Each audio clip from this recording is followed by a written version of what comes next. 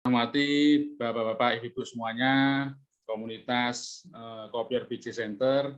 Terima kasih sekali atas kesempatannya kemudian mengundang kepada saya. Saya diminta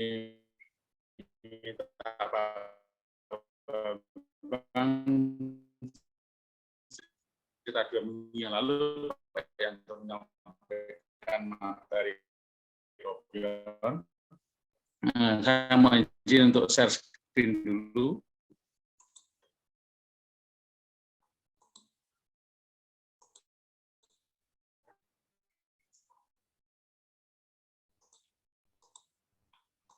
Sudah muncul Bapak Ibu sekalian? Apakah sudah muncul Pak materinya Bapak Bambang? Belum. Ini Pak Imron bandwidth-nya rendah sekali nih.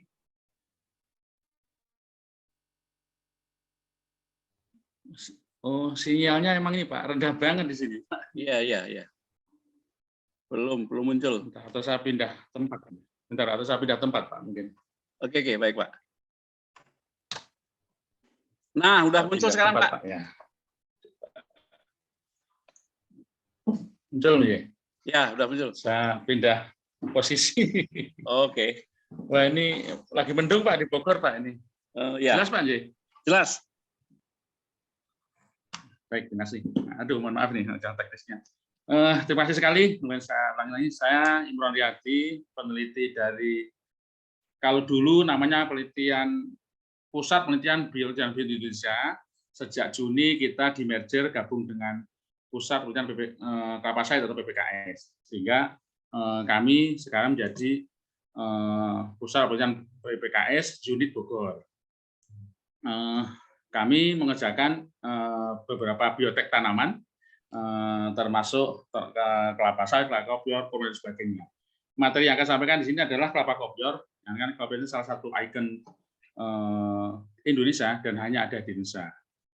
Baik, saya mungkin akan menyampaikan 2 materi utama ini Pak Bambang. Jadi ini pertama tentang perakitan atau bagaimana membuat produksi bibit kelapa kopior murni unggul dengan teknik kultur in vitro atau kultur jaringan.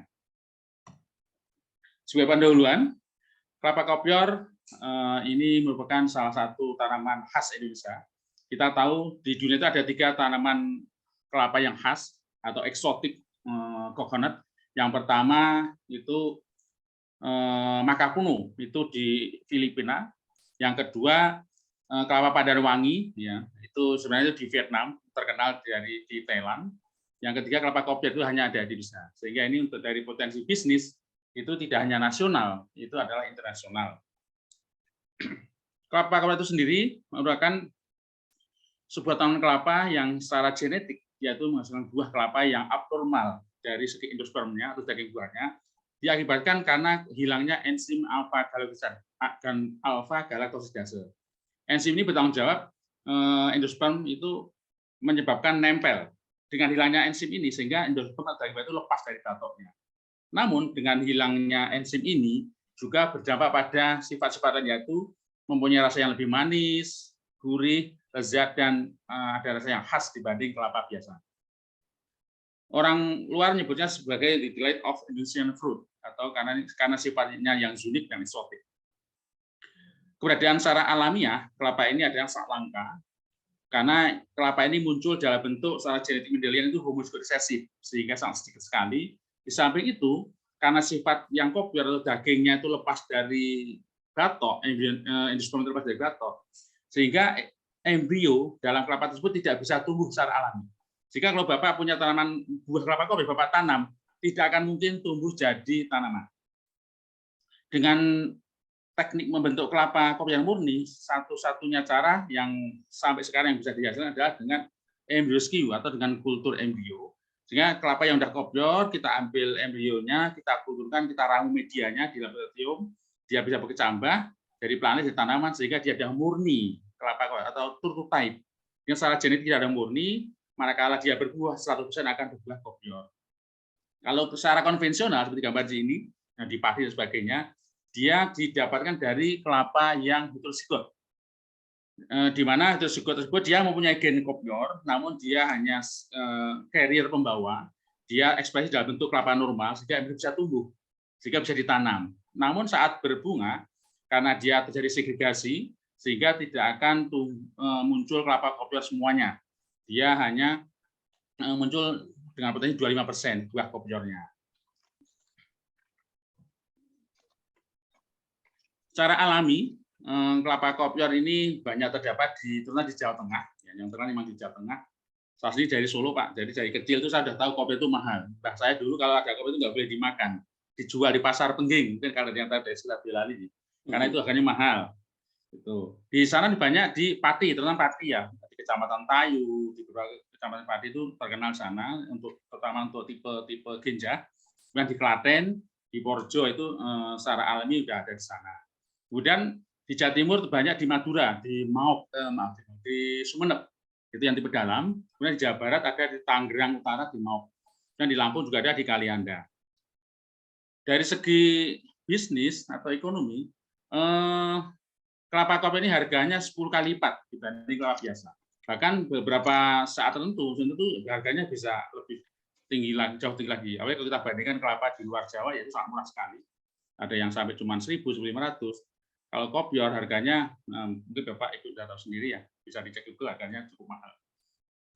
Oleh karena itu, karena keberadaan yang langka ini, sehingga dari segi bisnis penting diadakannya ekstensifikasi, penambahan penanaman bibit atau pembangunan kebun kelapa kopior yang unggul.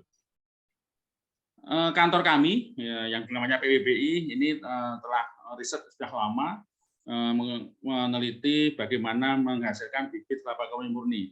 Kemudian saya dulu waktu S1 di UGM telah meneliti kelapa kopior dengan Profesor Muso, sehingga waktu masuk di kantor tinggal mengembangkan saja. Nah, ini pentingnya di pengembangan kopior, terutama terkait dengan bisnis ya. Mengapa dikembangkan?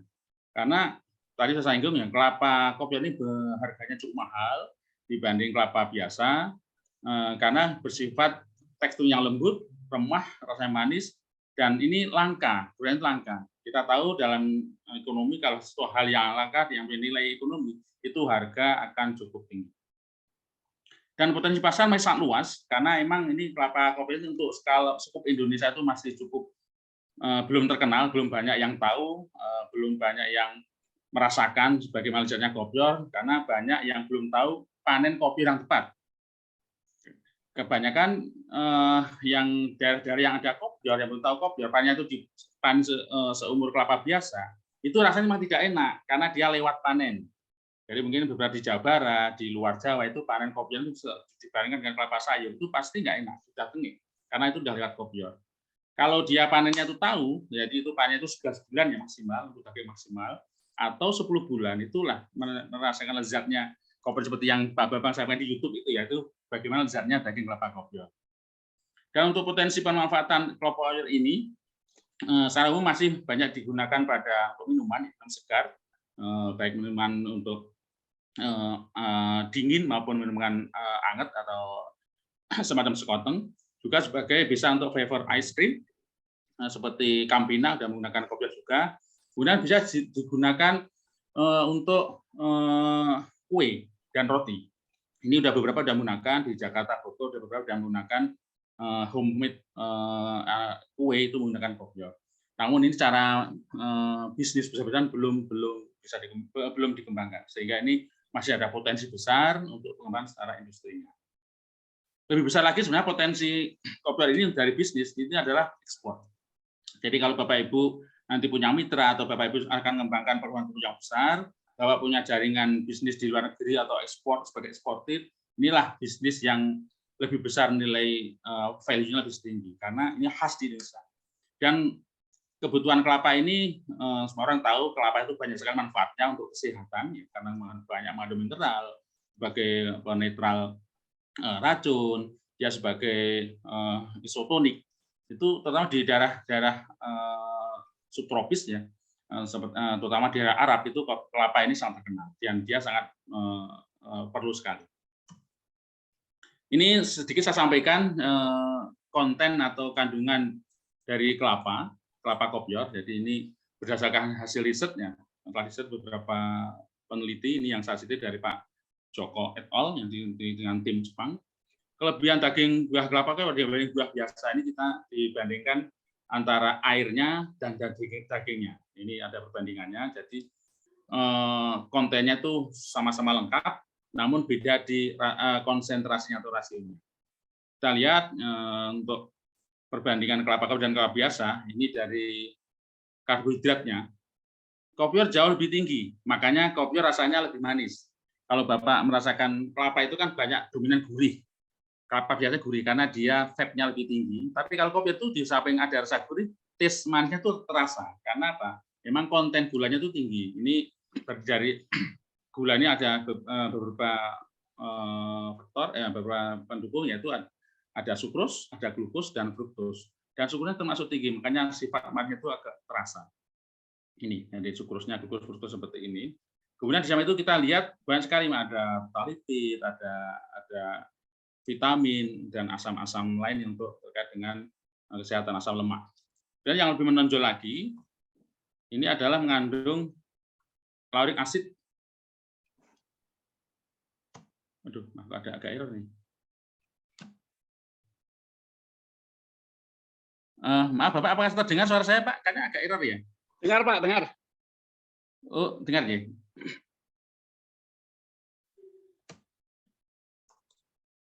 Kok nggak bisa lanjut ke slide berikutnya nih? Oh, maaf ini. Nah, ini untuk slide berikutnya. Kelebihan dari kelapa kopior ini kita lihat dari segi asam lemak, yaitu lauric acid atau asam laurat ini berfungsi terkait dengan kesehatan, yaitu kekebalan. Kelapa kopior ini baik di daging maupun di ini juga termasuk tinggi, sehingga ini cocok untuk kesehatan. Terutama ini di air cukup tinggi sekali. Jadi seperti Pak Bambang waktu mecah itu, memang waktu itu kita pilihkan yang agak mudah Pak, sehingga dagingnya belum lepas, tapi udah lunak di kerok ini, dan airnya itu masih fresh. Itu lauric acidnya cukup tinggi Pak. Dan ini bagus untuk kesehatan. Kemudian berikutnya, ini untuk potensi pengembangan kopior. Ini selain untuk minuman, bisa dikembangkan dengan kue. Dan memang sejak dulu kopior ini banyak digunakan untuk minuman. Nah, sekarang untuk kue, roti itu belum banyak berkembang, sehingga sekarang masih perlu dirintis, ditingkatkan lagi untuk dalam bidang makanan atau kue. Di Jabodetabek, ini pengembangan kopior cukup pesat. Ada yang industri, ada rumah makan, itu cukup besar. Namun untuk kota-kota lain, setahu saya hanya Surabaya sama Jabodetabek yang begitu besar. Luar Jawa belum begitu terkenal, kecuali baru Balikpapan sama Samarinda. Sehingga potensi pengembangan di luar Pulau Jawa itu masih cukup besar untuk pengembangannya. Kemudian sedikit saya sampaikan untuk proses tahapan pengembangan kelapa kopior di lab kami. Kita waktu itu ada beberapa tahap. Tahap pertama, setelah kami punya ide mengembangkan bagaimana kita menciptakan tanaman kopior yang murni, kami melakukan beberapa tahap. Yang pertama, tentunya kita tahap seleksi, yaitu kita mendatangi sentra-sentra kelapa secara alami yang unggul, kita seleksi. Sehingga kita untuk tipe dalam kita datang ke Sumeneb, Madura, sama ke Maop, Padi Utara, untuk Gejah kita ke Padi, kelapa unggul ini kita seleksi, kemudian kita masuk ke dalam lab.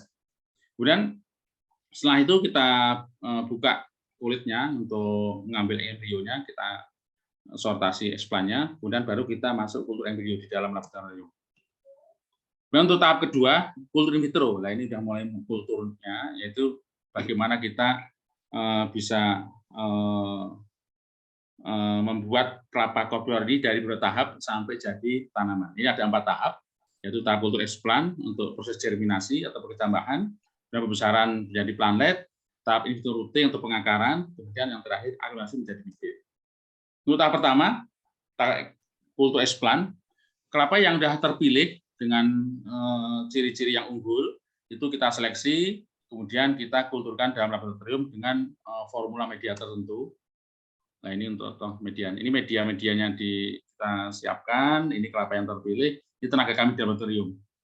Embrionya, atau mungkin ada yang disebut sebagian orang yang gunakan tos, itu embrio Itu yang seperti kapsul itu kita ambil secara aseptis dalam laboratorium, kita kulturkan. Ini contoh kultur tahap pertama embrionya, hari ke-0, ini hari ke-6 minggu, 6 atau 8 minggu sudah keluar ini plumul calon tunas, radikal calon akar. Ini artinya sudah proses tahap pertama sudah berhasil, sehingga akan masuk tahap berikutnya untuk misalnya menjadi planet. Kita kemudian untuk menjadi planet, ini tujuannya bagaimana kecamaian tersebut bisa tumbuh normal menjadi planet yang siap dijadikan tanaman. Ini kemudian pindah ke media berikutnya atau tahap kedua dengan dengan tabung yang besar lagi, lebih besar, ini tingginya itu 26 cm, diameternya 4,5 cm. Ini contoh yang sudah mulai berkembang, ini sudah keluar daun. Planet yang telah sempurna dan membuka akarnya bagus, ini siap menjadi aklim. Namun ada beberapa planetnya itu akarnya daunnya bagus, tapi akar belum sempurna, sehingga masih ada tahap berikutnya untuk pengakaran. Ini contoh produksi di laboratorium kami, ini ada ribuan planet di lab produksi kami. Tahap 3, kita industri pengakaran. Ini. Bagi planet yang akarnya susah muncul atau akarnya jelek, itu kita seleksi, kemudian kita kultur pada medium tahap 3, yaitu pada medium cair. Ini tujuannya untuk menginduksi akar. Setelah akar terbentuk normal seperti ini, daun mekar, inilah planet yang siap diaklimatisasi menjadi bibit. Sudah masuk ke tahap ex vitro atau aklimatisasi. Ini tahapan ketiga, jadi cukup besar juga.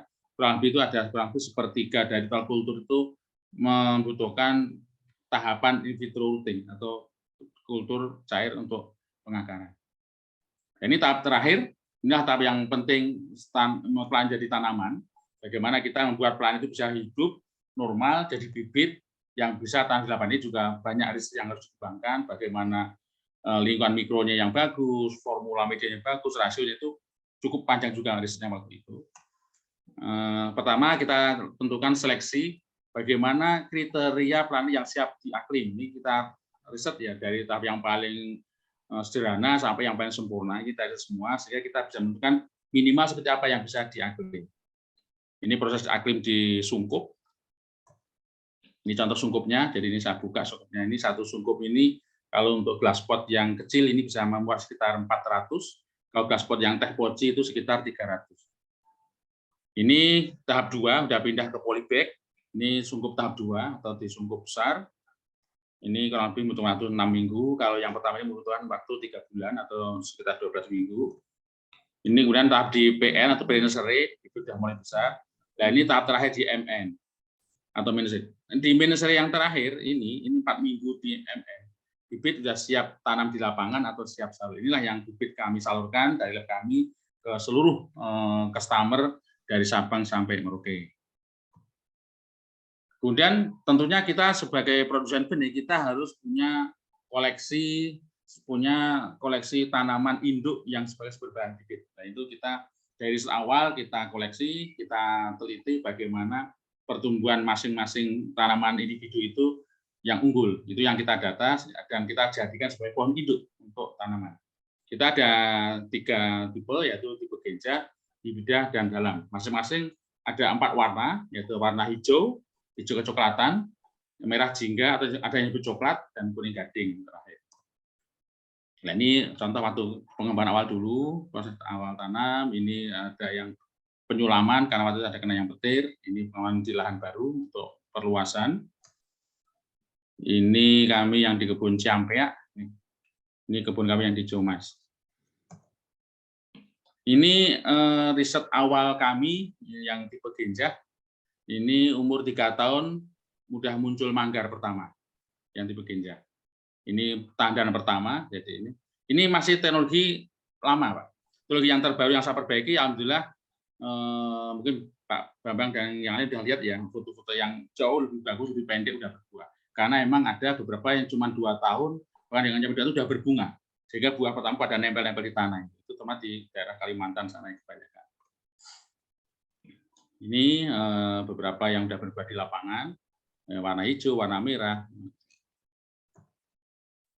Kemudian saya sampaikan juga model atau teknik bagaimana kami transplantasi bibit. karena kami melayani bibit itu tidak hanya di Jawa, kita melayani di luar Jawa yang melihat pulau, sehingga kita menentukan atau membuat beberapa metode pengiriman. Nah, ini metode yang dengan kiriman utuh, polybagnya utuh, yaitu dengan jalan darat, ya. Itu di Jawa sampai Bali masih bisa jalan darat, atau sampai Lampung itu masih bisa. Sehingga kita packingnya seperti ini, ada packing kayu model lama, ada yang packing pakai keranjang ya, tutup ini, ada yang kardus. Nah, kalau seperti Lampung dan kapal itu kardus di double kayu, ini lebih aman. Nah, ini kita juga sudah berlangganan dengan ekspedisi, itu Indah Kargo, Mas Berlian yang untuk yang lihat pesawat, dulu Lorena, Cobra Express, kalau Indah 8 yang lihat kereta. Dan alhamdulillah dari semua ini hasilnya nyebarnya lebih gampang dan cukup murah transportasinya. Ini yang langsung diambil sendiri atau diantar dengan kendaraan. Jadi ada beberapa yang ambil ke sini, ini ada yang dari Lampung, ada yang dari Jawa Tengah, Jepara, ini dari Jepara. Ini yang diambil langsung, ini yang pakai Innova. Satu Innova ini bisa muat 110 bibit. Ini pakai Navara, ini pakai L300, ini bisa muat 400, ini pakai truk. Nah, truk ini kita angkut ke, ini ada yang ke Tangerang waktu itu ya, ini yang ke Kalimantan. Satu truk ini kalau kita pakai layar bisa memuat 1000 minimal. Ini model ini yang mutakhir kami kembangkan karena kita ada proyek besar di Sampit ya, ada 6.500 bibit, kita pengen pakai truk ini. Satu angkutan ini bisa memuat 1000 bibit dengan membuat layer. Ini cukup efisien sekali pengirimannya. Kemudian ada juga permintaan yang terutama di luar Jawa jauh, ya, seperti dulu kami ke Sulawesi, kita kembangkan teknologi bagaimana metode cabutan. Jadi sehingga kita tidak perlu pakai truk, kita cukup dengan packing. Nah, ini contoh setelahnya hasil riset kami, bibit yang siap salur kita cabut, kita bersihkan dari medianya, kita bersihkan, kita packing. Ini kami sudah di bandara. Kemudian setelah di bandara kita jemput. Nah, ini cukup efisien sekali dengan bawa ratusan bibit, hanya dengan satu kardus ini bisa memuat, kalau bibitnya tahap besar seperti ini satu kardus bisa 90, tapi kalau tahap yang kecil seperti ini, yang di samping ini satu kardus bisa muat 400. Sehingga cukup efisien sekali. Nah, ini setelah nyampe lokasi, kami diakui dengan tim lapangan untuk menyiapkan bahan media, sehingga kita lakukan aklimatasi tahap 2 di sana atau conditioning, kita tambah lagi di media sana, kemudian kita positioning atau kita akhir tahap 2, membutuhkan waktu sekitar 4 minggu, 2 minggu di PN, 4 minggu di MN, baru tanam di lapangan. Nah, ini contoh tanaman yang sudah hutan di Samarinda. Kemudian seperti yang kami sanggupi dengan grupnya Pak IKPAN, Pak Wahidin, kami juga menyanggupi pengawalan teknologi agronomi kelapa koper ini. Dan saya sejak tahun 2008 ya itu udah ngawal di beberapa tempat, ya mulai dari Aceh, Melabuh, sampai yang yang saya jangkau secara fisik itu di Poso. Kalau Papua hanya kota-kotaan aja, cuman kalau fisik saya datang itu paling timur Poso, paling barat Melabuh. Nah, ini tujuannya supaya pekebun atau pengembun lebih berhasil, sehingga kita kawal. Ada beberapa tahap pengawalan, dan pengawalan ini bersifat berdasarkan permintaan. Jadi kalau pembeli itu sudah sanggup nanam sendiri, nggak perlu dikawal juga tidak apa-apa. Jadi ini sifatnya itu request. Terutama memang perusahaan yang minta dikawal. Nah, ini ada beberapa tahap. Yang tahap pertama yaitu survei lahan. Nah, survei lahan kalau bagi rencana pembangunan kebun itu mau buat kebun, saya diminta untuk survei lahan, untuk cek agroklimat. Sekarang saya akan menentukan bagaimana titik tanamnya, berseberapa ukuran medianya itu akan tentukan setelah saya survei lahan. Jadi dari hasil survei tersebut saya bisa membuat rekomendasi untuk proses pembangunan kebun tersebut. Apakah lahan tersebut itu bisa, tidak bisa, atau bisa dengan catatan tertentu, itu tergantung Pak. Saya pernah survei beberapa lahan, banyak yang tidak bisa. Saya nggak berani dipaksakan, karena ada lahannya miringnya tajam, ada lahannya terlalu tinggi, seperti kemarin di Gunung yang Tangkuban Perahu itu, gunung apa itu? Gunung arah Tangkuban Perahu. Itu saya nggak sanggup, karena terlalu tinggi. Jadi sayang, ini bibit mahal, kalau ditanam daerah itu berbunganya itu lama, itu juga saya. Gitu. Jadi saya teman-teman berekomendasi yang realistis agar si penanam itu tidak kecil. Ini contoh sumber lahan kami. Saya di Palangkaraya, ini di Tangerang, ini di Kalimantan Tengah juga, ini di Carita Banten, ini di Batang PT CSN nanam 5.000, ini di Brebes di Pejagan. Jadi lahannya macam-macam, ada yang lahan ringan, sedang, sampai lahan yang berat. Ini berat juga di lahan bekas tebu. Bekas tebu jadikan lahan kopi itu cukup berat juga perjuangan waktu itu. Kemudian yang kedua, setelah tahap survei oke, kemudian dilanjutkan tahap pemetaan. Sehingga kita dari lahan tebu kita petakan bagaimana ditanamnya, berapa itu kita tentukan. Kemudian kita kawal pengiriman bibitnya. Ini kami ngirim bibit dalam bentuk cabutan. Ini ngirim ini ke Poso. Saya ngirim ke Poso waktu itu 400 bibit misalnya. Ini ke Lahai, Kalimantan Tengah. Ini ke Sampit. Jadi ini kita kirim dalam bentuk cabutan. Nah, setelah sampai sana, kami ramu medianya. Jadi saya minta alat-alat, saya ramu media. Kalau bibitnya banyak, saya ambil staff. Ini saya ambil staff ya. Saya ramu medianya, kemudian saya tanam di sana, kita conditioning sana sampai nanti tanam. Nah, ini proses penetaannya. Ini pembangunan kebun di Batang, jadi saya kawal langsung nanti tanam, cara lubangnya seperti apa, berapa ukurannya ini sehingga nanti biar tumbuhnya bagus. Ini di Sampit yang proyek tahun lalu di Sampit. Ini cabutan Sampit 35 hektar. Ini mulai penanaman dari cabutan. Kemudian tahap 3 proses penanaman. Kemudian setelah bibit tadi sudah siap, kalau cabutan menunggu waktu minimal 4 minggu atau 6 minggu sudah siap, saya datang lagi untuk mengawal penanaman. Tentunya sebelum nanam, lubang media itu sudah disiapkan lebih dulu, bisa lebih dulu dengan media yang menyesuaikan lahan. Kalau tanahnya miskin, biasanya saya minta lubang lebih besar, saya akan masukkan bahan lebih banyak, kompos, pupuk kandang. Syukur kalau bisa pasir laut lebih bagus. Kalau tidak, pasir laut kita ganti dengan garam krosok. Itulah akan menyuburkan komposisi media di sekitar perakaran. Ini kami nanam di Lahai, ini lahannya cukup marginal ya atau agak tanah. Ini pasir, Pak. Pasir itu putih kayak gini. Jadi ini saya waktu itu deg-degan juga ini. Lahan kayak gini, pengen di saya sanggup, namun saya minta kompensasi, minta lubang besar, minta bahan medianya banyak. Alhamdulillah yang ownernya sanggup. Ini lubang pakai beko, Pak, ini. Pakai beko lubangnya 1 meter. Ini medianya kompos 1 kental, bukan 1 kental. Ini mulai tanam perdana. Waktu itu juga ada hujan juga ini, saya hujan-hujan nanam sana. Alhamdulillah ini 20 bulan udah berbunga, Pak, di Palangkaraya sana. Ini di Sampit 35 hektar, ini pelan di sana. Ini lahannya juga agak berpasir, tapi lebih bagus dibanding yang lain tadi, penanaman di sana. Dan lahannya juga cukup bergelombang karena sangat luas. Kemudian berikutnya monitoring. Nah, ini monitoring ini sudah kita terang monitoring. Ini tergantung. Biasanya sih kalau saya jadwal paling 3 atau 4 bulan sekali datang ke sana. Atau kalau bisa komunikasi lewat HP, saya minta foto, lebih efisien. Tapi kadang ada kasus tertentu saya harus datang. Karena ada problem-problem tertentu yang mungkin sana nggak tahu karena hama penyakit atau fisiologis, terus saya datang ke sana.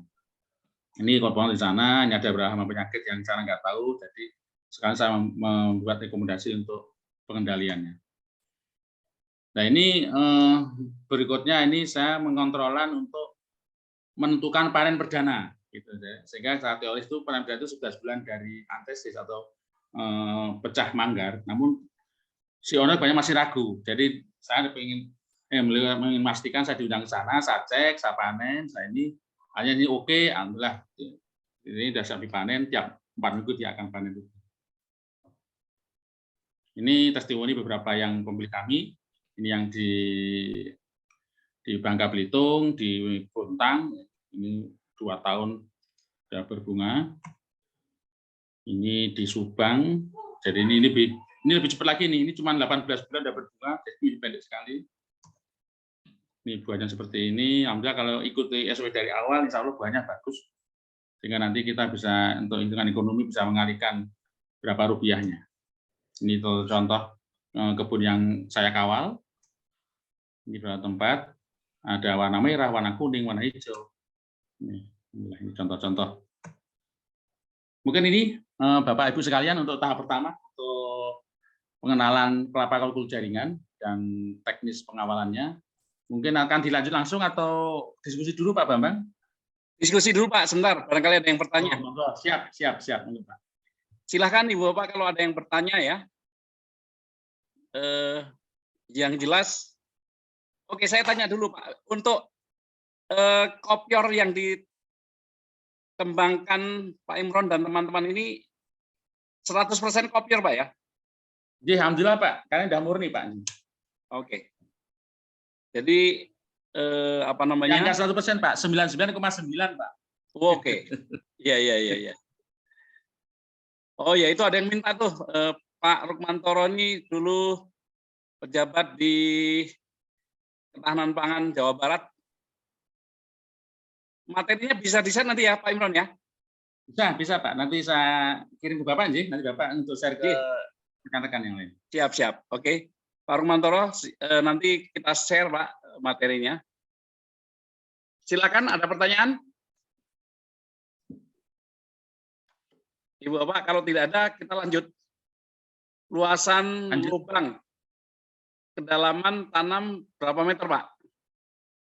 Pak Ramdan. Oh, jadi ini Pak, untuk penanaman, nah ini sebenarnya sudah masuk di agronomi, nanti yang materi yang akan berikan kedua. Kalau ini tergantung Pak, jadi lahan itu kan kalau itu saya bisa bagi dari 3 Pak. Lahan berat, lahan moderat, sedang, lahan ringan. Nah ini tergantung dari sifat fisik tanah. Jadi tanah-tanah yang lempung hitam, ya itu lempung itu sangat berat. Itu lubangnya 1 meter Pak. Jadi panjang lebar dalam itu 1 meter atau volume itu 1 meter kubik. Itu harus Pak, karena dia sangat keras. Dengan lubang yang besar, kita bisa memberikan media yang cukup banyak sehingga pertumbuhan awal tanaman itu cukup bagus. Kalau pertumbuhan awal sudah bagus, umur 6 bulan tumbuhan cukup pesat, nanti akar berikutnya dia bisa ekspansi ke tanah-tanah yang lain meskipun keras dia mampu. Yang penting awalnya sehat dulu, itu kunci Pak. Tapi kalau tanah ringan ya seperti tanah regosol atau andosol kayak di Wonosobo, di Dieng, di beberapa wilayah arah Klaten itu kan tanah regosol ringan, itu bisa 60. Jadi panjang lebar dalam itu 60 cm sudah cukup. Karena tanah ringan gitu. Kemudian kalau tanah moderat itu biar yang agak merah Pak. Merahnya tipe-tipe latosol ya, tipe latosol itu sebenarnya bisa di Jawa Barat dan Sumatera seperti itu. Itu 80. Jadi 80 cm panjang lebar dalam, 80 cm. Tapi kalau tanahnya litosol yang agak kecoklatan gelap itu lebih keras lagi, itu minimal 50 masih berani, tapi kalau bisa 1 meter kubik seperti tanah hitam tadi, itu jauh lebih bagus pertumbuhannya. Mungkin itu Pak Bambang. Oke, itu Pak Rukmantoro tanya lagi. Medianya apa aja Pak? Campuran medianya gampang Pak. Jadi ini sebenarnya prinsip pertanian yang benar itu adalah bukan kita memberikan pertumbuhan yang instan. Kita memberikan pertumbuhan tanaman itu yang dia tumbuh secara alami, kita suburkan secara alami juga. Sehingga kita menggunakan bahan-bahan alami Pak. Nah, medianya kita menggunakan kompos. Kompos itu bisa digunakan dari materi-materi dari tanaman, daun, sisa-sisa pelepah.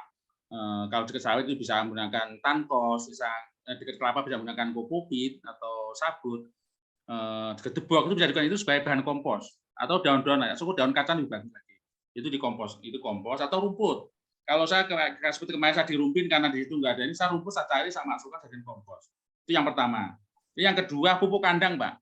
Pupuk kandang yang penting mateng. Nah, pupuk kandang itu bisa dari ternak, bisa sapi, kerbau, kambing, ayam.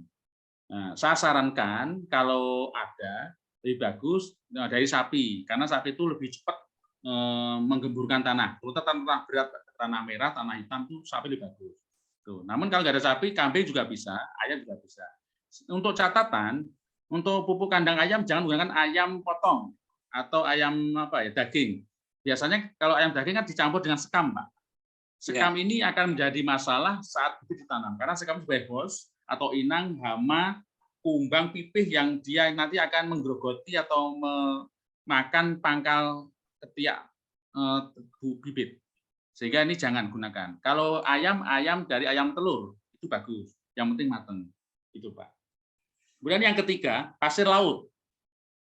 Pasir laut itu tujuannya yang pertama, di samping dia membantu sebagai ini untuk tekstur yang gembur, membantu filtrasi udara lebih bagus, dia juga sebagai pensuplai mineral. Karena kita tahu kalau air laut itu kan sangat sekali mineralnya banyak sekali untuk karbon-karbon yang terdeposisi di pasir laut itu akan rilis secara pelan-pelan sehingga dia akan digunakan oleh akar tanaman untuk pertumbuhan. Di samping itu dia akan meningkatkan pH. Bagi tanah yang asam, yang pasir laut bagus. Namun beberapa tempat kadang pasir laut susah, Pak. Sehingga kita gunakan sebagai substitusinya adalah garam krosok. Saya gunakan garam krosok, Pak. Ini dan alhamdulillah bagus sekali pertumbuhannya. Mungkin itu, Pak. Medianya cukup gampang, Pak, dicari, Pak, di sekitar kita. Siap. Oke, lanjut lagi dulu, Pak Imron. Monggo, monggo. Ada pertanyaan lagi, Bapak? Oke, sepertinya belum ada. Kita lanjut materi berikutnya aja, Pak Imron. Terima kasih, Bapak. Saya lanjut materi kedua, nih. Saya izin share screen.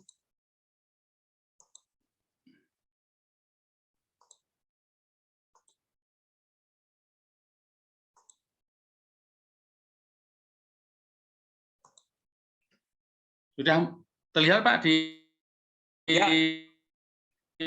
Sudah, Pak, sudah kelihatan.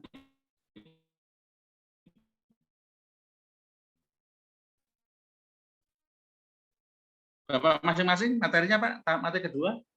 Agronomi dan proteksi, Pak. Terima kasih, Pak. Jadi ini kalau tadi itu hanya introduksi saja. Kalau yang ini penting karena ini betul, ini materi yang penting karena ini yang akan real kelapa kopior. Ini agronomi dan proteksi kelapa kopior dari asal kultur jaringan. Mohon dibuat full screen, Pak. Di view-nya. Ini sudah full screen, Pak, ini, Pak. Oke. Oh, di situ nggak muncul full screen, Pak. Ini sudah full screen saya, Pak. Ya udah, oke, langsung aja, Pak. Tapi ini agak error, Pak, ini. Iya. Pak. Bentar, Pak. Saya ganti internet dulu, Pak.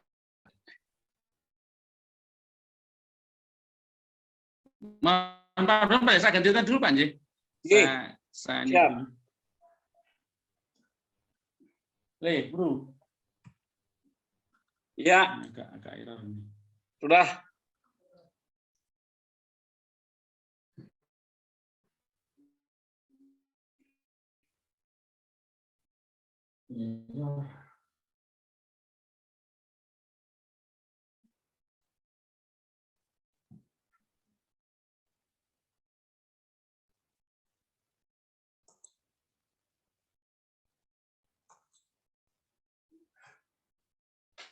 Sudah muncul, Bapak?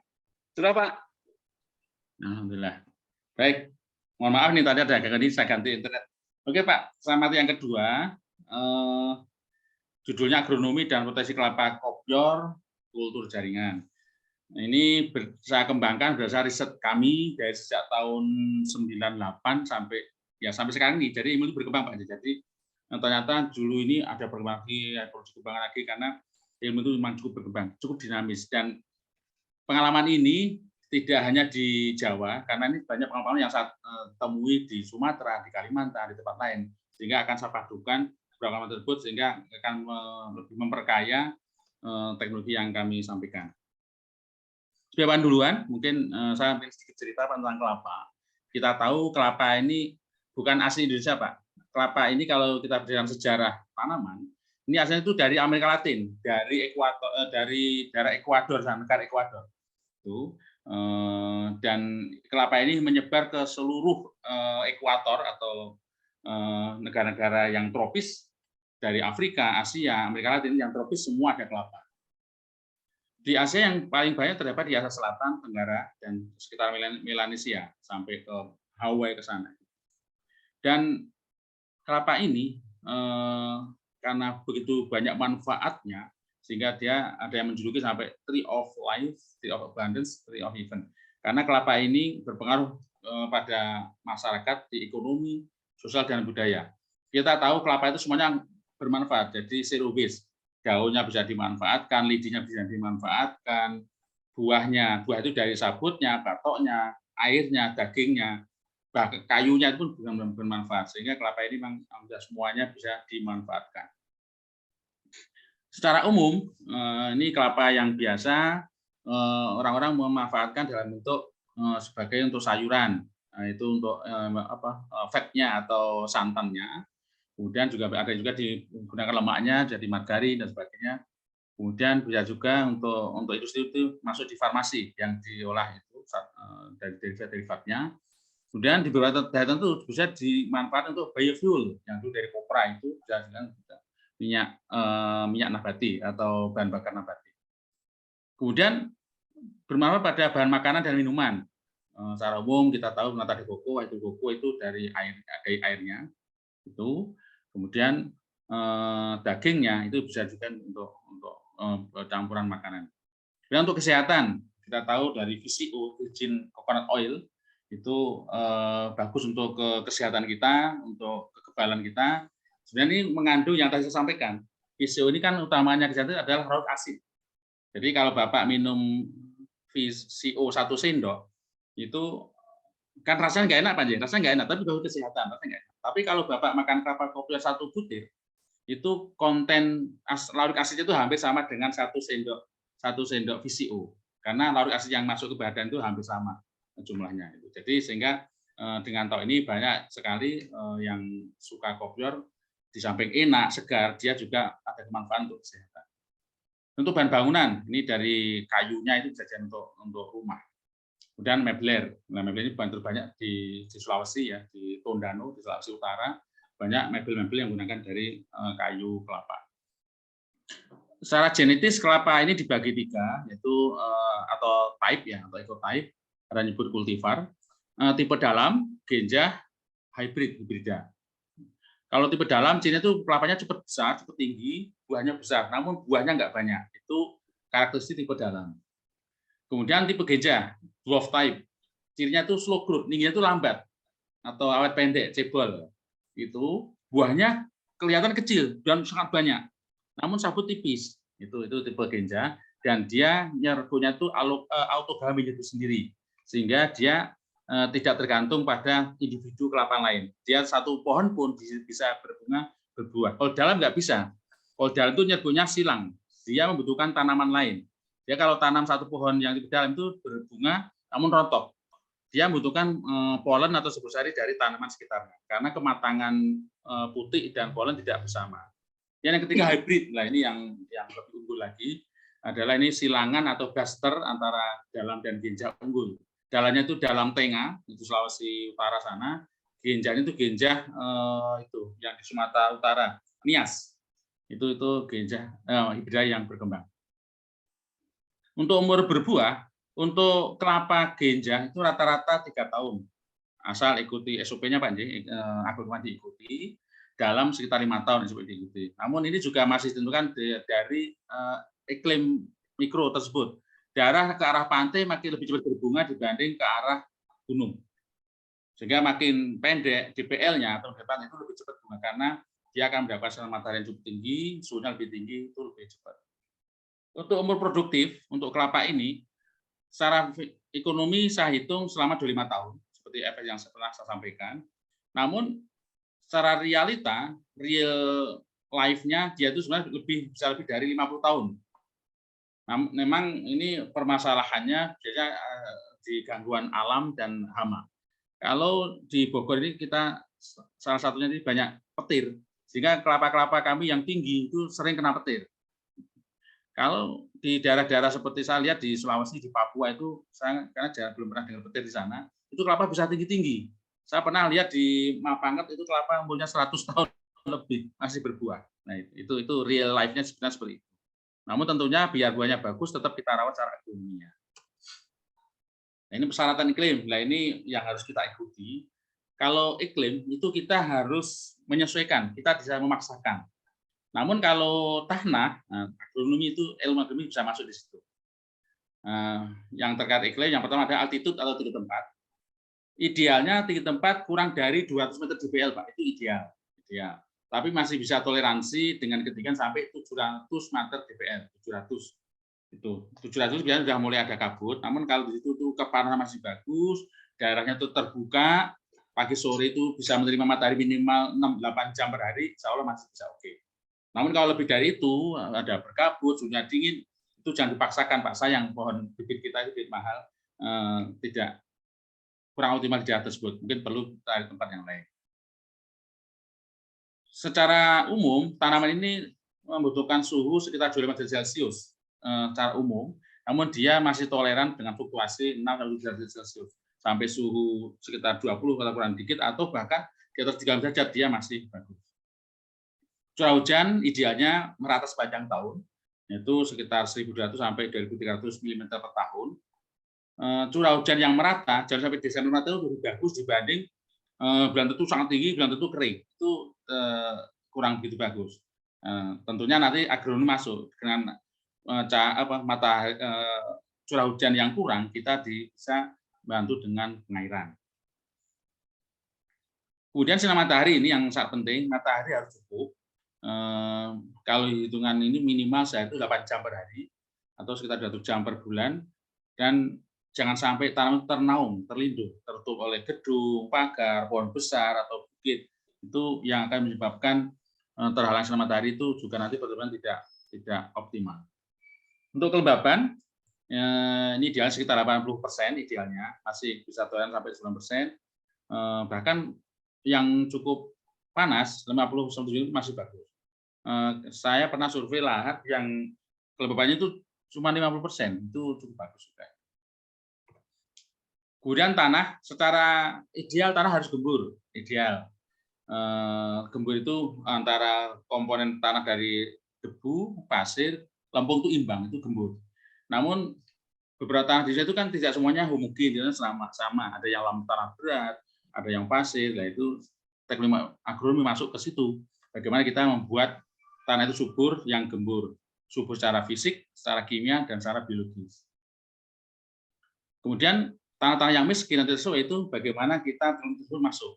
Yang tadi saya sampaikan deh, makanya kita perlu komponen media, yaitu dari kompos, pupuk kandang, dan pasir laut atau garam perosot. Untuk kedalaman air tanah, untuk kelapa ini cukup bagus, makanya ini namanya niur. Niur itu di pantai. Dia ke narop pun, ke rendam air laut itu masih tahan. Namun saat bibit atau saat awal tanam itu juga bisa jadi masalah, sehingga diupayakan saat tanam itu masih bibit itu jangan sampai tenggelam. Kalau tenggelam pun atau terendam itu jangan lebih dari sebulan. Kalau lebih dari jangan lebih dari seminggu. Kalau lebih dari seminggu kalau bibit itu nanti juga akan stres, akan terganggu. Sehingga kita penting untuk mengatur lubang tanam bagaimana supaya aman dari genangan, sehingga kita bentuk ada semacam tanggul. Dan pada posisi air tanah dangkal, ya, di pinggir kolam, pinggir sungai, atau pinggir muara, itu tanah dangkal. Itu kelapa ini sangat bagus, masih tahan. Beda dengan durian. Durian atau pete atau cengkeh, kalau Bapak nanam cengkeh atau durian di dekat kolam, itu biasanya nanti Bapak akan mengalami namanya mati bujang. Subur, tadi umur 8 tahun, 10 tahun, tak tahu kering, mati semua rontok, itu namanya mati bujang. Itu penyakit fisiologis. Memang akarnya tidak tahan terhadap genangan air. Kalau kelapa ini sangat tahan. Untuk pH tanah ideal 5,6, 6,8, namun biasa bisa masih toleransi dengan 4. Tentunya kita ada upaya perbaikan pH tanah. Saya pernah survei lahan, Pak, pH tanah itu sampai 4. Alhamdulillah kita perbaiki dengan penambahan pasir laut, garam, sama kompos, alhamdulillah tumbuhan juga bisa bagus. Kemudian untuk persiapan tanam, ini juga penting. Posisi kebun, lokasi tanam, tadi sudah singgung, jadi ini kelapa ini ada beberapa tipe ya, terkait dengan pollination atau penyebukan. Tipe dalam itu alogami, nyebut silang, sehingga biar murni 100% kopior, kita upayakan jauh dari kelapa biasa. Secara teoritis, teori praktis, jangan sampai lebih, upayakan kurang dari 1 kilo kelapa biasa. Itu insya Allah, nah Bapak meskipun tapi dalam, 100% akan berbuah kopior. Atau hybrid hibrida itu karena dia silangan, dia masih mengandung gen di dalam, dia masih ada potensi penyebukan silang. Namun tanam sendiri pun dia sudah bisa nyebut sendiri, autogami bisa. Namun karena ada sifat karakter dari tipe dalam, dia ada potensi alogam. Yang lebih aman itu tipe genja. Tipe genja ini dia tipe nyebutnya adalah autogami dan bahkan beberapa ada yang klistogami. Dia itu dalam mangga tersebut itu ada polen atau sebut saya dengan putih matang bersamaan sehingga dia nyerbuki sendiri dari manggar yang sama. Ini paling aman sehingga tanam satu pohon pun bisa berbuah dekat dengan kelapa biasa dia tetap aman berbuah kopi. Kemudian untuk penanaman di lapangan ini juga penting untuk mengatur jarak populasi. Untuk populasi berdasar riset saya tentukan populasi yang ideal untuk bisnis. Untuk tipe dalam 8x8 atau sekitar 156 pokok per hektar. Kemudian untuk tipe genja itu cara bisnis saya lebih sering menggunakan 7x7 meter atau sekitar 204 persisnya ya per hektar. Atau ada juga yang pengen lebih intensif menggunakan 6x7 atau 6,5x7 per hektar, lebih banyak lagi per hektar. Itu. Kalau tipe hibrida upayakan minimal 7x7 karena hibrida tajuknya lebih lebar dibanding 3. Itu 7x7 itu udah bagus. Kemudian untuk bentuk ini ada beberapa kecenderungan atau tergantung kesenangan karena ada biasanya kalau orang sawit menggunakan bentuk segitiga karena segitiga itu lebih efisien sehingga dalam luasan yang sama lebih banyak populasinya. Namun kalau saya lebih senang bentuk segi empat karena kenyataan di lapang segi empat ini lebih efisien, lebih gampang dalam mengelola kebun. Bagaimana kita melakukan alur panen, alur sapu dan sebagainya itu. Kalau segitiga itu saya di tengah kebun sering bingung mau masuk keluarnya itu beda jalan. Makanya lebih untuk kelapa kopi lebih sering saya sarankan untuk segi empat. Memang ada beberapa yang segitiga seperti di Kalimantan Timur itu ada yang dengan segitiga. Yang penting dalam penentuan titik tanam ini pastikan sinar matahari itu bisa mengenai daun kelapa ini secara efisien pagi sampai sore karena inilah sumber energi untuk fotosintesis sehingga perlu perhatikan topografi atau kontur tanah tersebut. Dan untuk proses penanaman ini juga penting bagaimana menanam itu bisa berhasil, tumbuh bagus sampai bisa panen.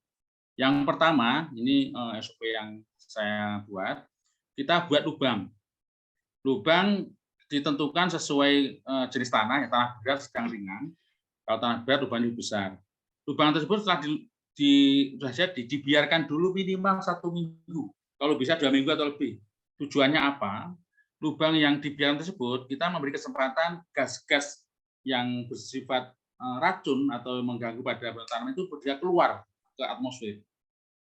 Atau bahkan ada spora-spora mikroba yang antagonis yang mengganggu, dia kena sinar matahari akan terreduksi atau ternetralisasi.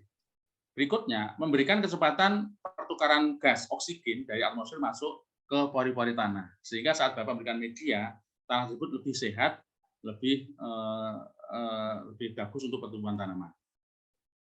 Kemudian setelah 1 minggu minimal atau 2 minggu, barulah Bapak memberikan bahan media tadi, yaitu medianya kompos, pupuk kandang, pasir laut. Untuk ukuran lubang, ya ini tadi sesuai tadi, tergantung di tanah bisa paling rendah 60-60, paling tinggi 1 meter 1 meter itu pada tanah berat.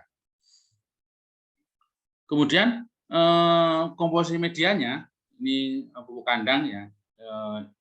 Kalau bagus cari yang sapi. Dia itu karena sapi itu cepat ambiar dan dia gampang membaur dengan komponen tanah sehingga tanah itu jadi gembur. Kalau kambing karena dia itu terkelat ya, kayak terkelat itu dia ambiar agak lama sehingga lebih cepat sapi. Atau ayam. Ayam juga bagus, upayakan jangan ayam yang mengandung sekam. Kalau arang sekam nggak apa-apa, kalau sudah sekam dijadikan arang itu bagus untuk tanah. Tapi kalau saat masih dalam bentuk sekam utuh, sekam mentah, itulah nanti akan menjadi masalah sebagai host atau inang hama. Kemudian kompos ini di pertanian organik yang disebutkan ya bisa daun-daunan, bisa kokopit atau sabut, atau kalau dekat sawit itu bisa tangkos, atau gedebok, daun-daun yang itu bisa digunakan. Ini metode lama, saya kadang juga untuk tanah-tanah yang miskin fosfor, ini bisa ditambahkan kesirit atau TSP, ya, SP36. Lama ini juga asal Bapak pupuk kandang sama ada pupuk kandang sama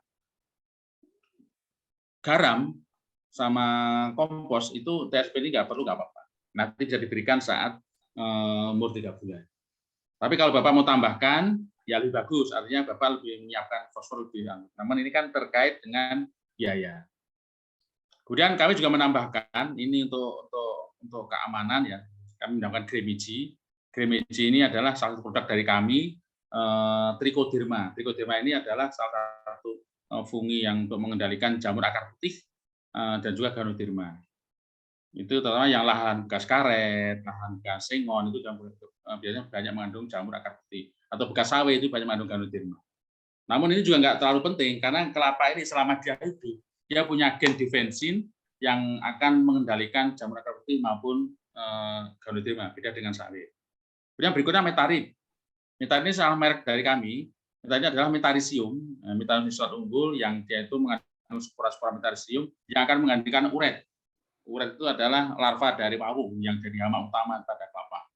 Itu. Kemudian Humak. Humak ini adalah salah satu merek dari kami, Humak atau Humakos. Ini digunakan pada tanah-tanah yang labil, tanah pasir. Sehingga Humak dengan produk Humak ini akan membantu agregasi tanah. Kalau lebih sering yang saya gunakan ini ada 3 komponen, yaitu pupuk kompos, pupuk kandang, dan hasilat atau gangguan. 3 ini yang utama, dan ini mudah dicari, sehingga dimanapun kita bisa membuat media yang bagus. Dan berikutnya, setelah tadi lubangnya sudah dibuat, sudah cukup, kita mulai proses tanam. Bagaimana tanam? Kita harus perhatikan dalam nyubek polybag jangan sampai pecah medianya, itu sangat penting sekali, dan ini juga udah banyak cara. Bisa nanti kalau Bapak ini bisa saya praktekkan, sangat mudah sekali cara nyubek polybag dengan aman.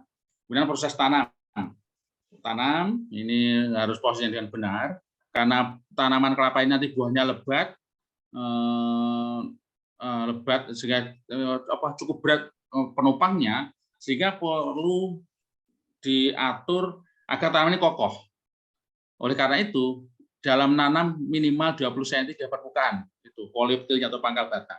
Jangan sejajar dengan tanah. Tujuannya apa? Dengan nanam dalam ini, nanti volume akar akan banyak. Dengan dalam nanti Bapak bumbun, batang yang kena tanah itu keluar akar baru. Sehingga dari paling akar sampai bawah itu akarnya banyak, sehingga tanaman kokoh. Di samping itu, dengan volume akar yang banyak, kemampuan menyerap air dan nutrisi lebih tinggi.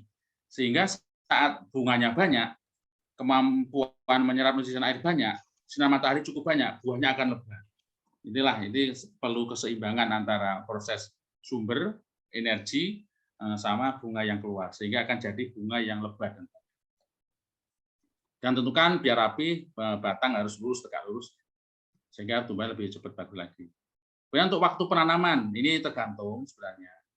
Kalau di Jawa Tengah, Jawa Timur itu kan musim kemarau itu kan ekstrim ya, atau Nusa Tenggara itu kan ekstrim. Itu upayakan kalau nanam di musim hujan, sehingga nggak terlalu berat untuk nyiram. Mungkin misalkan November, Desember itu bagus untuk tanam. Namun kalau memang di situ ada sumber air, bisa nyiram, itu lebih bagus lagi. Sehingga nanti saat masuk musim hujan, ini fast growing-nya itu lebih cepat. Kalau kami sendiri di Bogor ini, musim kemarau pun kita beralih tanam, karena kita di samping bisa menyirami, dan di Bogor hujan cukup sering. Kemudian ini ada beberapa daerah tentu teriknya itu sangat tinggi, terutama yang dekat-dekat Katulistiwa ya. Jadi seperti waktu saya nanam di Bontang, dulu di Bontang itu kan udah dekat Katulistiwa, itu suka terik sekali. Itu kadang tanaman yang dari Bogor datang ke sana itu perlu adaptasi. Jadi kalau tanam langsung itu kebakar. Jadi contoh ini contoh kebakar, daun pinggir-pinggirnya kebakar, sehingga perlu conditioning kita naungi dengan daun. Saya menggunakan daun sekitar, ini menggunakan daun dari kelapa atau kelapa sawit, atau pernah juga saya menggunakan daun dari itu Diricide. Apa dari sekitar itu? Ini hanya proses adaptasi sementara, itu perlu waktu sekitar 1 sampai 2 bulan. Saya adaptasi, daun baru muncul, dia sudah tahan, sehingga nanti bisa dibuka atau dia akan kedorong, akan terbuka sendiri. Nah ini contoh-contoh pengawalan di lapangan. Ini di Lahai tadi, Kalimantan, yang juga bagus.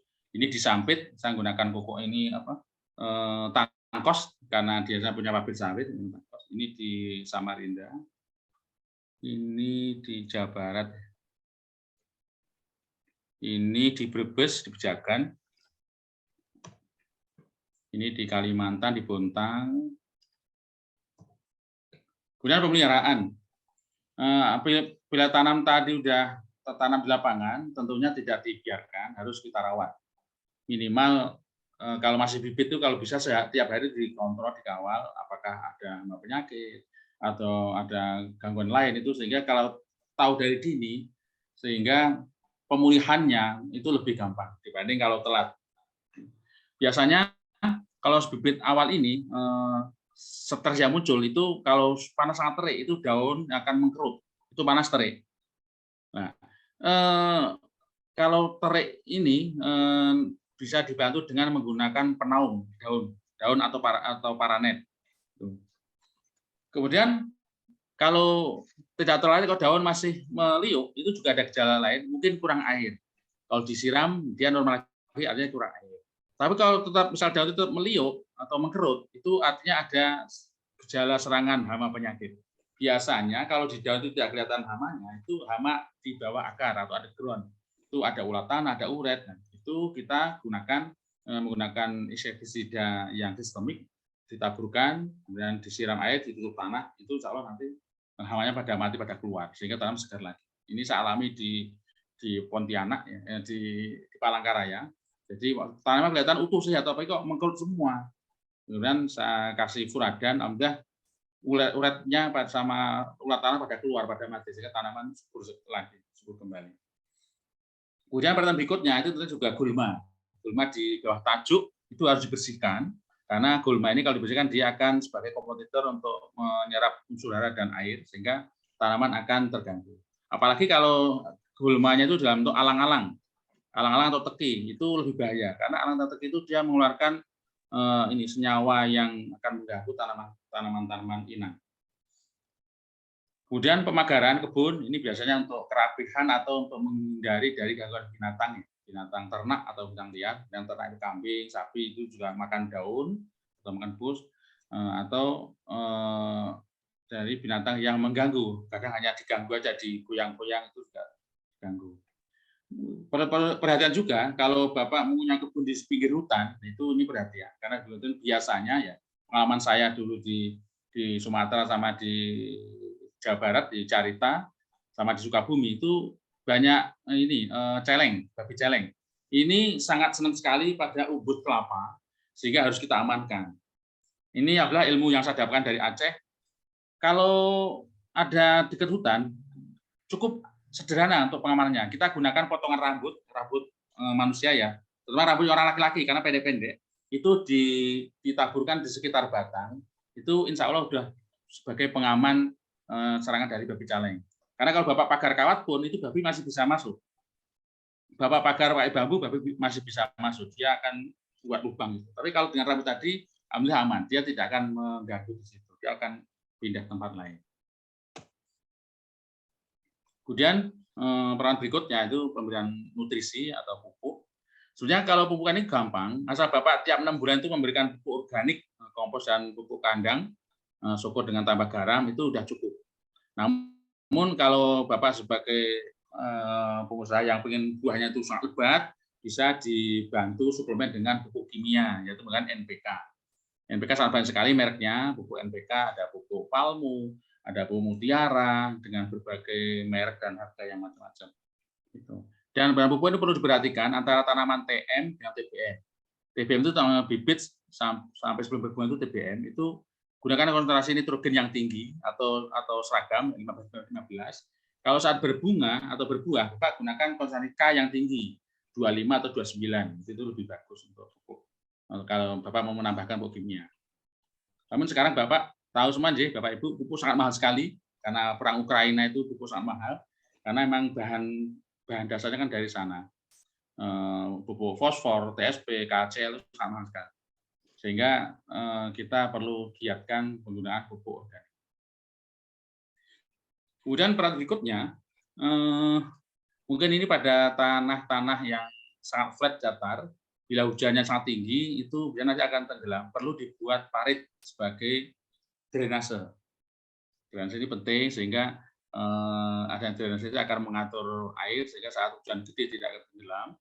Dan saat kemarau nanti air-air di parit tersebut itu bisa membantu kesediaan air di situ. Dan pemberian pupuk harus tepat. Prinsipnya pupuk diberikan jangan ditabur, harus dibuat tempat. Jadi dibuat semacam parit atau keruan di sekitar batang, pupuk dimasukkan, ditutup. Itu pupuk yang benar, sehingga pupuk itu benar-benar efektif dan efisien. Kalau Bapak hanya tabur, itu pupuk nanti banyak kebuang, kena matahari, menguap, kena hujan, run off hilang, sehingga efisien yang terakhir itu sangat sedikit. Tapi kalau Bapak pupuknya itu diberikan di dalam tanah, tutup tanah lagi, itu benar lebih efisien diserap oleh akar tanaman, sehingga tanaman akan tumbuh lebih bagus. Kemudian bagi tanah-tanah yang miring, lereng, itu juga penting cara memberikan pupuk yang benar, itu dibuat tapak, ya, dan itu tapak titik, ya, tapak ini untuk posisi pemberian pupuk di posisi atas, sehingga nanti larutnya itu akan diserap akar di bawah. Kemudian untuk aplikasi pupuk, idealnya atau umumnya itu tiap 1 semester atau tiap 6 bulan. Itu di musim kemarau dan masuk hujan. Jadi biasanya pupuk itu di sekitar November, Desember, atau Oktober, November, dan Mei, Juni, atau April, Mei. Itu pupuk kalau tiap 6 bulan. Namun ada juga bagi tanaman-tanaman bagi daerah yang hujannya itu cukup sering, itu bisa dibuat tiap 4 bulan, sehingga setahun itu pupuk 3 kali. Tapi kalau ekstrimnya musimnya tegas, itu sebaiknya tiap 6 bulan, itu lebih efisien. Ini tabel pemupukan yang saya buat ini untuk panduan sederhana. Jadi pemberian pupuk ini dosisnya berdasarkan umur. Saat awal 0 sampai 2 tahun ini kalau kita rinci pupuk tunggal, urea, TSP, KCl yang untuk sumber nitrogen, sumber fosfor, sumber KCl seperti ini ya 1 sampai 9 ini. Kalau udah di atas 10 tahun 2,5 kilo. Namun lebih praktis di lapangan, apalagi kalau Bapak tanahnya banyak, itu gunakan pupuk majemuk atau pupuk lengkap, yaitu sudah mengandung N, P, K, nitrogen, fosfor, kalium seperti pupuk mutiara, pupuk kaum dan sebagainya. Nah ini untuk umur di bawah 2 tahun 2 kilo. Ini dosisnya per tahun ya. Jadi kalau tiap 6 bulan dibagi 2 sampai 3,5. Untuk 3 sampai 10 tahun, 3,5 sampai 4,5. Di atas 11 tahun, 4,5 sampai 6,5. Ini karena tergantung dari biomasa sel tanaman tersebut. Sehingga makin tua, makin banyak massa sel, makin banyak dosisnya. Nah, ini sedikit ilustrasi beberapa tanaman yang di lapangan yang kami kawal. Ini di Jawa Barat. Ini juga bermacam-macam pengelolaannya. Ini tadi sudah saya sampaikan, ya, ini di Jawa Barat. Kemudian ada juga pendapatan sebelum berbuah. Kelapa ini kan nunggu sekitar 3 tahun. Sehingga selama 3 tahun bisa ada pendapatan, kita gunakan dengan intercrop atau tumpang sari. Tumpang sari bisa tanam macam-macam. Prinsipnya tumpang sari ini gunakan tanaman yang tajuknya itu pendek, akarnya dangkal, sehingga tidak mengganggu tanaman utama. Memang kami juga pernah gunakan tumpang sari dengan pisang, namun pisang nanti agak bermasalah saat menghabiskan atau membongkar, karena dia tumbuhnya sangat gampang sekali, sehingga saat berbunga kita mau ngambil juga agak berat, sehingga saya tidak menyarankan lagi untuk tumpang sari dengan pisang. Paling bagus kalau tumpang sari itu dengan tanaman kacang-kacangan, itu bagus, tanah juga bagus. Ini contoh tumpang sari untuk dengan singkong daun, jadi daun itu pendek, jadi tidak menaungi, karena ini tiap 4 minggu atau 6 minggu itu dipanen terus daunnya, pucuk daun dikirim ke rumah makan Padang, ya, kita tanam di Ciampek sana, sehingga ini juga masih bagus untuk tumpang sari. Kemudian saat berikutnya sekarang menginjak proteksi atau perlindungan tanaman terhadap pengganggu tanaman, terutama ada beberapa, jadi hama penyakit dan fisiologis. Untuk hama ini masih saya bedakan hama ukuran kecil dan ukuran sedang dan besar. Jadi ukuran kecil yang paling sering itu adalah Brontis palmisima. Ini banyak belum tahu karena hama ini memang dia tuh bersembunyi. Dia tuh berada di pucuk daun yang masih tombak, di janur, di lipat-lipatan janur, sehingga tahu-tahu daun itu sudah kering. Itu banyak yang tahu. Ini cukup gampang obatnya.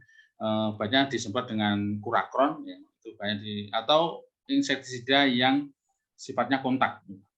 Disiramkan di pucuk daun sampai benar-benar meresap ke ketiak, nanti akan mati, sehingga nanti selama 4 minggu akan keluar daun baru lagi.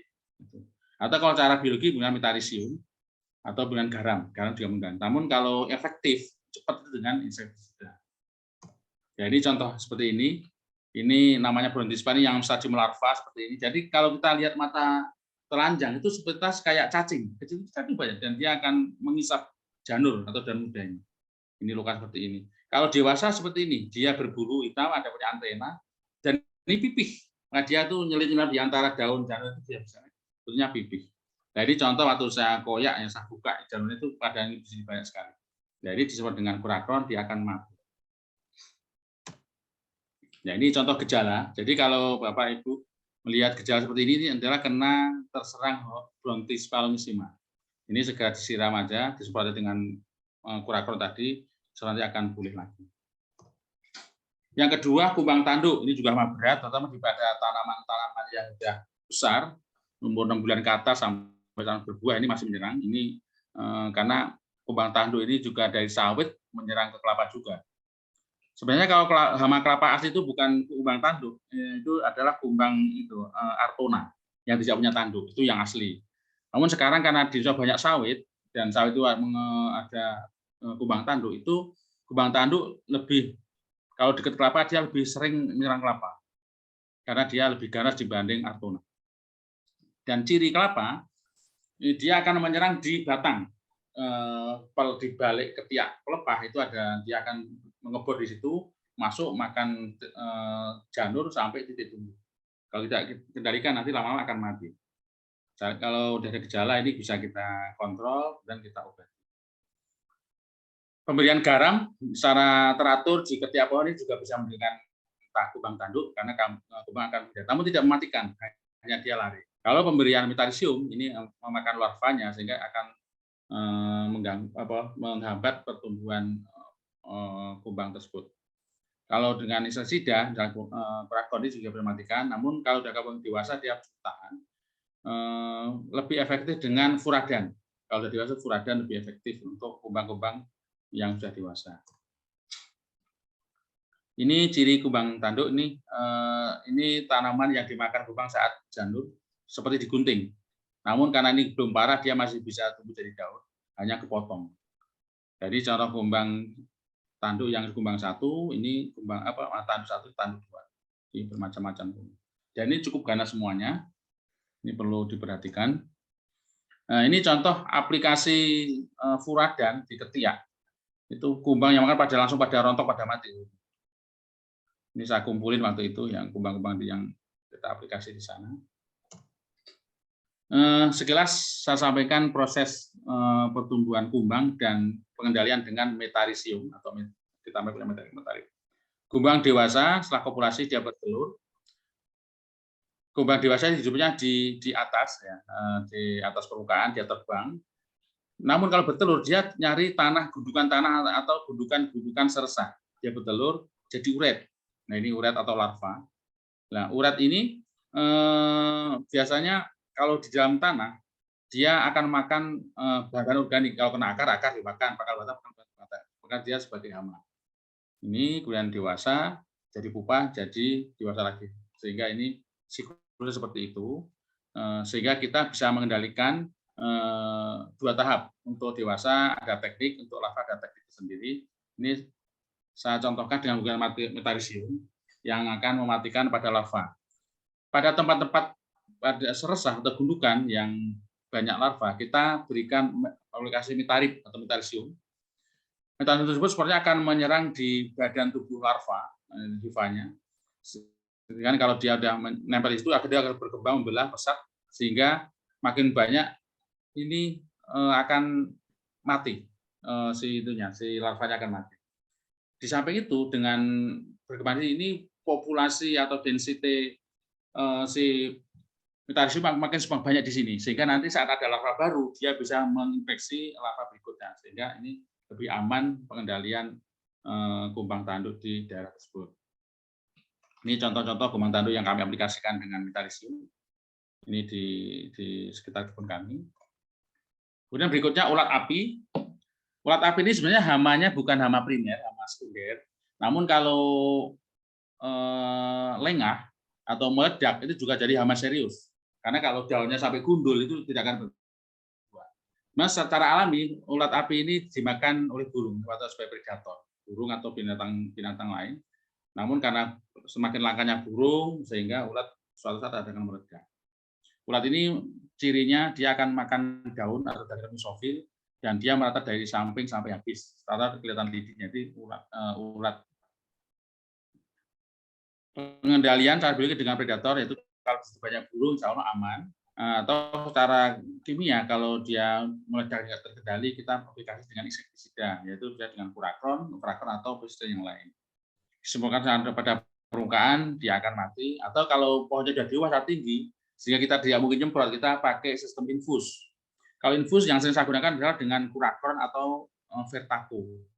Vertaco agak susah nyarinya ya. Di Tokopedia jarang ada. Saya dulu beli online. Kalau kurakron banyak. Jadi kita bisa infus dengan kurakron ini sehingga nanti dia akan terserap translokasi ke jaringan sehingga nanti ulatnya akan mati. Ini contoh ulat api. Ini kalau kena kulit kita sangat pedih sekali, panas sekali. Ini ulat api ada beberapa jenis seperti ini. Dan yang berikutnya belalang. Belalang ini hampir sama dengan ulat api tipenya. Ini sebenarnya kalau secara alami ada predator, dia aman.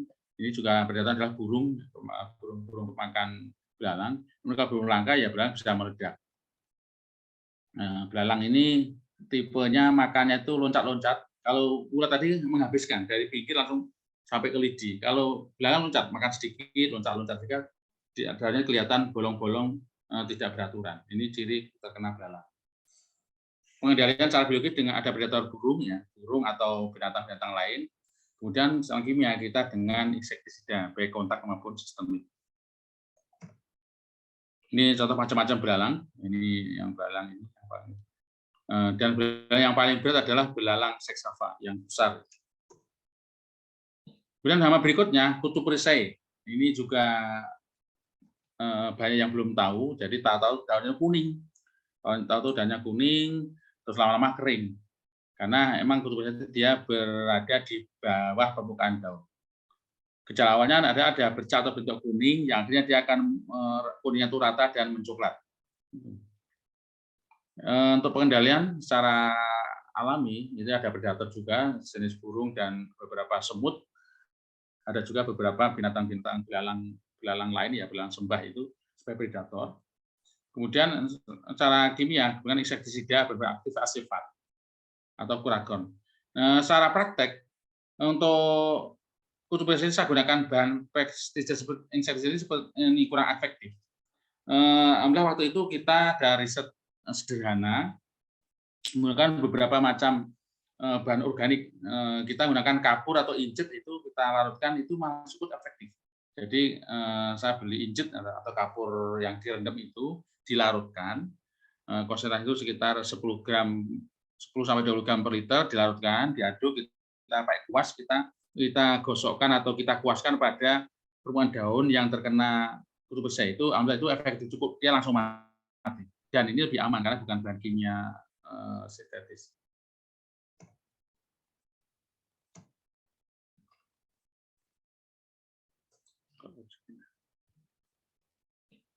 Nah ini contoh kutu perisai yang tahap awal.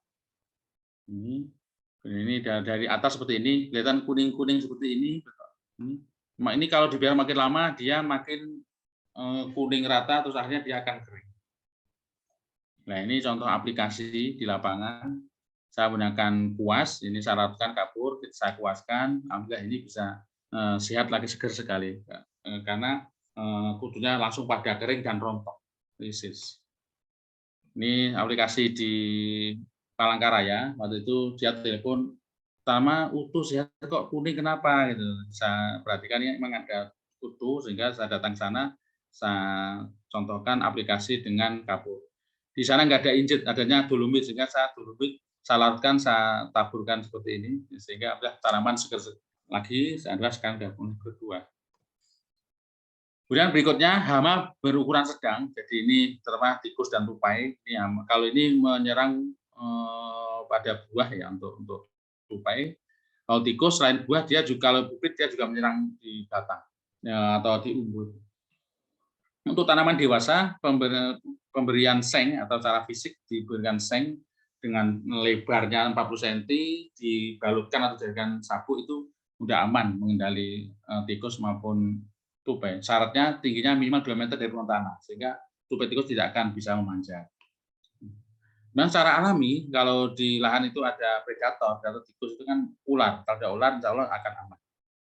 Atau secara kimia dengan racun tikus seperti klerat ya. Kemarin kita terapkan juga di Batang karena sangat meledak, kita gunakan klerat. Nah, ini contoh pemberian pengaman terhadap tikus atau tupai. Kita berikan seng. Ini penampilannya 2 meter dari permukaan tanah, tingginya seng ini minimal 40 cm, dilipatkan atau dijadikan sapu. Ini aman mengendalikan tikus. Tupai sudah tidak bisa manjat lagi. Dan kita pastikan sekitar kelapa jangan ada pohon lain untuk lompatan. Saya kalau ini ada seng tapi lain ada pohon lompatan, dia tetap bisa manjat ke buah kelapa. Kemudian hama berukuran besar, nah ini biasanya ternak ya, kambing, sapi, kerbau, atau kalau dekat hutan itu ada celeng yang saya sampaikan. Ini cukup berat celeng ini karena dia tidak hanya makan daun, dia makan umbut, sehingga ditanam itu dicabut. Ini nanti bisa mati. Kemudian pengendalian, ini pemberian yang murah, efektif, dan efisien ini dengan pemberian rambut. Rambut tersebut adalah potongan rambut yang laki-laki yang pendek-pendek, kita taburkan keliling batang, jadi pagar, itu alhamdulillah aman. Mengapa bisa aman? Jadi ini ada 3 alasan. Dengan pemberian rambut ini, secara alami itu kan ada DNA manusia. Secara umum, binatang liar apapun, kalau bau atau ketemu manusia itu dia biasanya menyingkir. Kecuali kalau kaget, dia menyingkir, dia menghindari. Yang kedua, toh kalau memang dia tuh lapar, tetap nekat, berani mendekat ke kelapa tadi, sifat babi ini kan mengendus, moncongnya mengendus. Sehingga saat akan memakan umbut, itu mengendus-endus rambut, potong rambut tadi masuk ke moncongnya, ke hidungnya, sehingga dia tersedak, dia terganggu, sehingga dia tidak jadi menyerang tanaman, dia akan kabur. Ini salah satu alasan penggunaan rambut. Ada juga yang sampai katanya menggunakan bahan bekas itu juga bisa. Bau bahan bekas itu juga akan ini katanya seperti itu ya. Cuman saya belum praktek. Saya praktekkan rambut.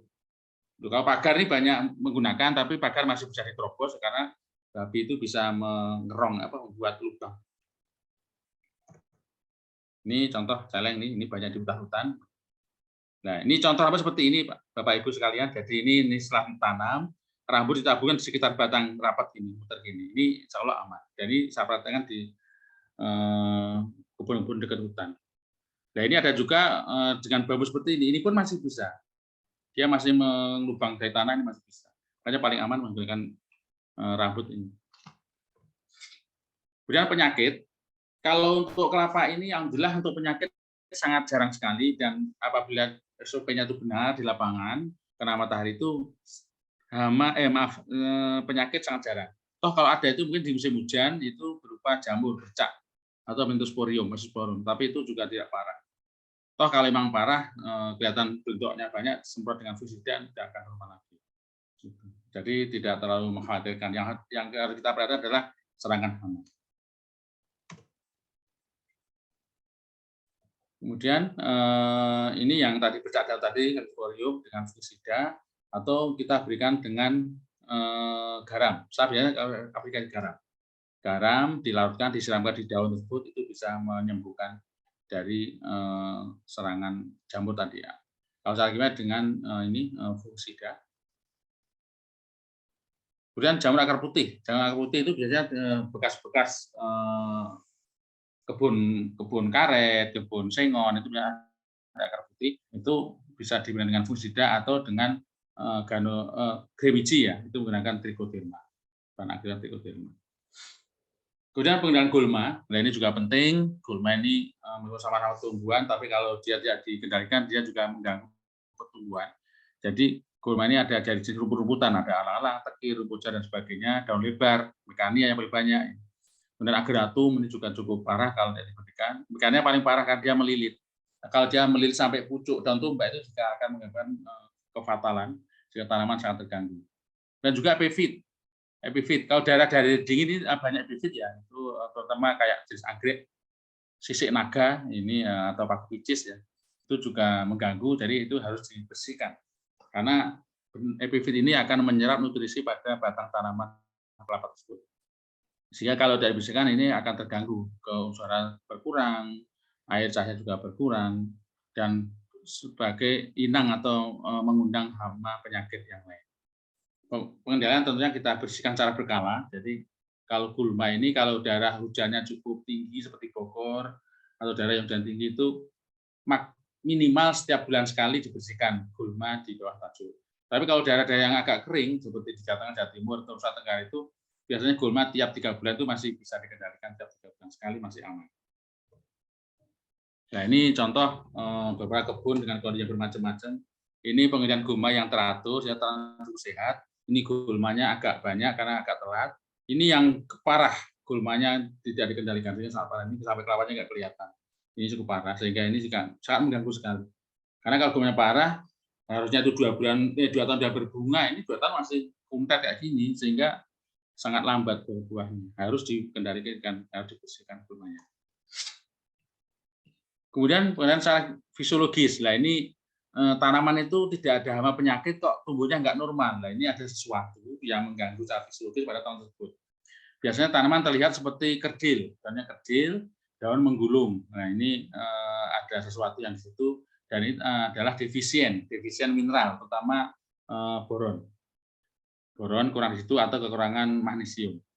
Kemudian solusinya ya kita beli pupuk boron di toko pertanian. Namun sekarang mungkin agak susah di pertanian pupuk boron ya, agak susah. Kemudian lainnya adalah pertumbuhan akar ke atas. Ini pada tanah-tanah yang bersifat asam atau pH rendah. Ini dekat rawa atau dekat gambut. Itu akar itu muncul ke atas, ketika ke atas. Nah ini juga kurang bagus, terganggu karena ini bersifat anaerob dan mineral itu terfiksasi. Ini karena pH rendah. Nah ini solusinya dengan peningkatan pH, yaitu dengan pemberian pupuk organik dan pemberian kapur, terutama dolomit. Kemudian ada juga daunnya itu menguning, spot-spot kuning itu karena defisien klorosis dan kuning. Ini defisiensi dari magnesium atau urea. Kalau rata urea sehingga perlu pupuk urea, atau kalau punya spot-spot itu kurang dari magnesium sehingga kita berikan pupuk magnesium atau dolomit. Dari beberapa gejala ini sebenarnya ada satu bahan yang bisa menuntaskan atau satu seperti sapu jagat. Dengan pemberian garam krosok atau pasir laut itu bisa menanggulangi dari semua gejala tersebut. Karena garam krosok itu adalah mineral yang sangat lengkap, ya, mineral yang di laut yang sangat lengkap, yang sudah terfraksionasi, manakala kena air dia larut langsung bisa terserap tanaman. Itu berfungsi akan meningkatkan pH sehingga pH lebih bagus, sehingga fiksasi akan terkurangi. Kemudian mineral-mineral seperti boron, magnesium itu akan menjadi mineral untuk pertumbuhan tanaman, sehingga akan menanggulangi dari defisiensi tersebut.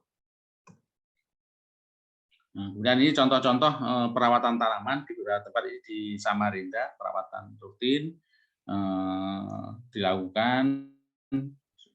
Ini juga di Kalimantan Timur, ini di Bogor, kami sendiri, ini 2 tahun sudah berbuah, ini 2 tahun. Ini 2 tahun, ini di Bontang, ini sudah keluar manggar pertama. Ini sehingga sebelum 3 tahun sudah berbuah seperti ini. Ini di Kalimantan Timur juga, ini di Bogor. Ini di Klaten, di Ceper, ini buahnya lebat sekali. Ini umur 3 tahun sudah buah lebat seperti ini. Nah, ini di kebun kami ini. Ini satu tandan 37 butir, Pak. Masa gini itu 37 butir. Ini sudah cukup lebat sekali. Mungkin itu, Pak. Terima kasih. Saya kembali ke Pak Bambang. Monggo kalau untuk diskusi. Oke, terima kasih Pak Imron. Ibu Bapak silakan kalau ada pertanyaan-pertanyaan. Oh ya, ini tadi ada pertanyaan yang tertulis dari Pak Ali Wafa. Kalau air yang disiramkan itu air payo bagaimana, Pak? Oh gitu. Jadi ini daerah-daerah dekat muara, Pak ya? Bagus, Pak. Jadi gini, kelapa ini dia tahan atau resisten toleran terhadap ini air garam. Bahkan itu malah bagus tambah mineral, Pak. Makanya kita lihat di pantai itu kelapa pada bagus-bagus, atau di muara ya. Muara itu kan airnya Payo. Itu bagus, Pak. Saya banyak ngembangkan di ini, Pak, di daerah Payo, Pak. Di Kalimantan sama kemarin di Lombok itu daerah Payo, Pak, pinggir pantai. Itu alhamdulillah buahnya bagus. Iya. Yang penting median tadi, Pak, ya, lubang median itu dulu biar pertumbuhan awalnya bagus. Iya. Oke. Makasih, Pak. Baik, silakan kalau ada pertanyaan lagi. Oke, ini dari Pak Ramdan. Untuk kelapa kopior, tanah persawahan, apakah bisa produktif juga, Pak? Terima kasih, Pak. Bisa, Pak. Jadi ini, kelapa ini bisa digunakan di lahan basah dan kering. Nah, ini tentunya nanti kan beda, Pak, sistem agronya beda. Jadi kalau lahannya basah tergenang seperti daerah rawa atau daerah yang tambak, itu kita buat sistem sorjan. Sorjan itu tanah digunduk. Jadi mungkin Bapak kalau lihat YouTube di Thailand ya, Bapak lihat ada guludan, ada kelapa, sampingnya itu kanal-kanal. Itu namanya sistem sorjan. Nah, kalau ini sudah kami kembangkan Pak Esa di Medan dan di Karawang. Jadi memang itu di persawahan ditanam kelapa. Itu sistemnya sorjan. Jadi nanti di sawah tersebut kita tentukan dulu titik tanamnya, sudah diajit, kemudian titik tanam itu dibuat gundukan lebih tinggi, nanti tengahnya dirubang untuk nanam bibit. Nah, posisi gundukan tersebut itu saat nanti sawah menggenang, ngelep ya, dari ngelep ya, itu pangkal batang bibit tidak tergenang sehingga dia aman. Dan nanti saat dia tumbuh dewasa, akarnya akan menyebar kemana-mana, itu bagus. Jadi nanti canggih sekali, Pak. Sawah ada kelapa kopior itu canggih sekali. Ada di Karawang, Pak, itu sudah dikembangkan. Atau di pinggir kolam ada juga yang seperti itu. Bisa, Pak. Itu Pak. Itu tekniknya nanti teknik sorjan namanya.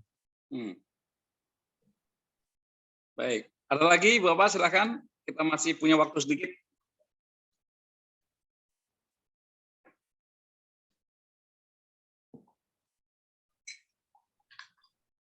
Pak Imron, saya penggemar kopior, es kopior ya. Iya, Pak. Tapi memang seger, Pak. Saya nggak bosen, Pak. Iya, betul. Tapi kenapa yang jualan itu kok nggak banyak, Pak ya? Gimana, Pak? Yang jualan es kopior itu kan sangat langka gitu. Oh, nah, Pak. Nah itu makanya itu tantangan, Pak. Jadi pertama gini, Pak. Yang jualan kopi belum banyak itu emang suplainya kurang, Pak. Memang kita kalau tadi saya nggak melakukan data ya. Kelapa kopi yang saya keluarkan, Pak, dari pertama rilis tahun 99 sampai kemarin Desember 21 itu baru 36.000 bibit. Dari Aceh sampai Papua itu sangat sedikit dibanding luas yang sangat luas seperti ini. Dibanding populasi kelapa yang ada itu sangat sedikit sekali. Sehingga emang secara keterjangkauan di lapangan itu kopior belum banyak. Itu. Kemudian yang kedua, dan banyak yang belum kenal kopior, Pak. Orang kenal kopior kan orang Jawa, Jawa Timur. Nah, sekarang di Jawa Barat, Jakarta itu kan banyak mengenal. Tapi Jabodetabek sih udah banyak kenal, banyak rumah makan di kopior. Gitu, Pak. Kalau terkait outlet atau rumah makan yang kopiornya itu belum ada, itu memang dia kurang suplai, Pak. Kalau paling sering ada itu di rumah makan pagi sore, Pak. Pagi sore itu sering ada, Pak. Atau meja resto. Itu kita mengirim rutin ke situ, Pak, dari kantor kami. Iya. Kemarin itu saya ke Tegal, kebetulan mampir sebuah restoran gitu. Kemudian kok ada kopior. Nah, saya pesan. Ternyata kopiornya itu mungkin hanya 1/10 atau 1/20 kemasan Pak Imron itu. Kemasan yang kirim itu, seperempat kilo itu. Waduh. Sedikit jadi satu pak dari 10 gelas gitu. Jadi cuma es ininya yang banyak, sirupnya sama es batunya. Kopiornya mana ini? Waduh. Jadi makanya potensinya besar, Pak, untuk pengembangan kopior ini, Pak. Kalau mungkin Bapak punya outlet yang bisa atau bikin outlet baru untuk pengembangan kopior, nanti laris bisa potensi bisnis yang baru, Pak. Ya, nanti Ibu Bapak komunitas Biji Center pemesanan nanti di grup aja ya. Nanti. Nah, Pak Imron, kalau misalnya teman-teman ini pesan sekarang itu dapatnya kapan? Untuk bibit atau buah, Pak? Kalau buah sih tiap minggu kita panen. Kalau bibit antri Nah, kalau untuk bibit, kalau pesan sekarang itu kapan dapatnya, Pak? Gini, mungkin nanti Pak Bambang aja yang ngadain untuk Oke. komunitas ini Jadi ini Oke. Pak, mungkin saya cerita dikit Jadi untuk saat sekarang kami lagi ini kan yang inden itu kan sejak 2018 Pak ya. Karena sejak Wah. 2020 PT CSN itu habis, kita produksi massal lagi itu inden-inden. Nah, sekarang yang inden-inden yang udah DP itu tinggal 2.000 bibit. Namun inden baru banyak perusahaan masuk Pak. Ya. Nanti ini ada pesanan yang dari grup KB Pharma itu sekitar 25.000 bibit. Ya. Terus nanti yang grup Pak Panigoro di Gombong itu 300 hektar, namun kita bertahap. Tahap pertama dia juga pesan 25.000 bibit. Terus ada juga grup-grup lain ya di Jawa, Sumatera, Kalimantan itu juga di atas 3.000-an Pak. Jadi dari hitung-hitungan kapasitas lab kami paling cepat tahun depan itu pun dengan catatan itu yang lain itu di-split atau ada yang delay gitu Pak. Tapi kalau cara hitung-hitungan itu ya di atas 2 tahun Pak dengan kapasitas kami. Cuman kalau nanti kalau ada yang delay atau ada yang bisa di-split bertahap itu insya Allah tahun depan paling cepat ini Pak. Ya, jadi Bapak bagi pemesan bibit Antri ya dulu. itu ngantri ya, paling cepat itu tahun depan ya kan. Nah, kalau pemesanan oh ya Pak Imron, terima kasih banyak nih teman-teman dapat diskon untuk frozennya. Sami-sami Pak. Ya. Jadi kalau sampai 31 Juli kemarin ya, masih tadi ada terima paksel ya. Udah nyampe Pak J? Beberapa udah nyampe ya beberapa. Sebagian sudah nyampe, sebagian alhamdulillah, terima kasih. Ya. Ya, sebentar tadi ada pertanyaan lagi tentang tumpang sari dengan pohon buah naga itu bisa nggak Pak? Oh, alhamdulillah bisa Pak. Bisa ya. Kan karakter buah naga itu kan tidak bertajuk Pak. Buah naga itu kan tipe tanaman batang. Jadi dengan kita mengatur penopang ya atau itu penopangnya buah naga, dia kan pakai ban ya, kalau pakai beton ban, itu kan bisa diatur di antara titik tanam kelapa sehingga dia tidak mengganggu. Bisa Pak. Dan akarnya dangkal Pak. Akar buah naga itu dangkal sehingga tidak mengganggu. Oke. Bisa Pak. Jadi sehingga ada pendapatan lebih Pak. Iya. Alhamdulillah ini Pak Rumantoro juga udah nyampe nih pesanannya. Alhamdulillah. Masih Pak, selamat menikmati Pak. Ya.